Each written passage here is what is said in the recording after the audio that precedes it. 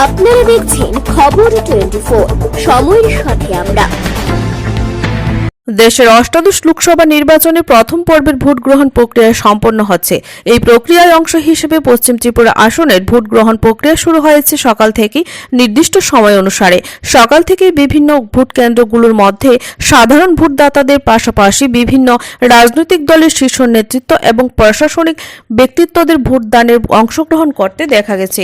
এরকমভাবেই নিজের নির্ধারিত ভোট গ্রহণ কেন্দ্রে ভোট প্রদান করে বেরিয়ে যাবার মুখে নিজের প্রাথমিক প্রক্রিয়ায় রাজ্যের মুখ্যমন্ত্রী প্রফেসর ডক্টর মানিক সাহা রাজ্যের সমস্ত স্তরের ভোটারদের নির্ভয়ে গণতান্ত্রিক অধিকার প্রয়োগ করতে এগিয়ে আসার আহ্বান জানান।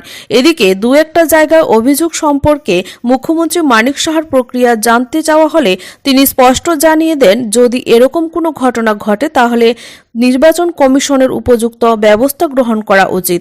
তবে সার্বিকভাবে যেভাবে সাধারণ মানুষ ব্যাপক হারে ভোটদানে অংশগ্রহণ করেছেন সেই ব্যাপারে গভীর সন্তুষ্টি প্রকাশ করেছেন রাজ্যের মুখ্যমন্ত্রী প্রফেসর ডক্টর মানিক সাহা। এখানে উল্লেখ করা প্রয়োজন, পশ্চিম ত্রিপুরা আসনে লোকসভা কেন্দ্রের নির্বাচন ছাড়াও আজ রামনগর বিধানসভা কেন্দ্রে উপনির্বাচনও অনুষ্ঠিত হচ্ছে। আপনার প্রাথমিক প্রতিক্রিয়া কি?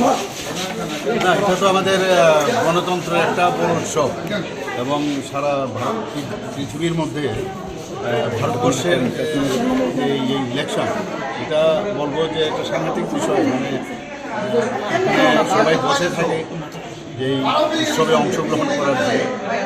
ত্রিপুরা তো আজকে ফার্স্ট পেজে, প্রায় সারা দেশের সাথে এখানে ফার্স্ট পেজ আজকে থেকে শুরু হচ্ছে।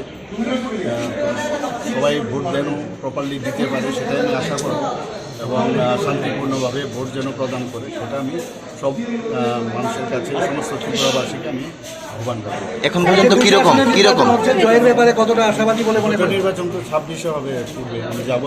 এখন দুটো আসনে নির্বাচন হচ্ছে পশ্চিমবঙ্গে বলেছে, এখন এখানে বসে তো এটা বলা যাবে না কিছু। আচ্ছা, এই কেন্দ্রে লোকসভা কেন্দ্রে বলবো যেন ভোট যেন দেয়, পার্টির পক্ষে এখন বলতে পারবো। এই লোকসভা কেন্দ্রের প্রার্থী যিনি আশিসবাবু অভিযোগ করেছে তাদের পুলিং এজেন্টকে ভিতরে ঢুকতে দেওয়া হচ্ছে না, গাড় ধাক্কাতে বার করে দেয়, সেই বিষয়টা কিভাবে দেখছেন? কি মনে হচ্ছে এরকম তো মনে হচ্ছে না আমার কাছে। এরকম হওয়াটা তো হওয়া উচিত নয়। পরিষ্কার যদি হয়ে থাকে তাহলে আপনার হয়ে থাকলে নির্বাচন কমিশন এটার ব্যবস্থা নেবে। খবর 24, সময়ের সাথে আমরা।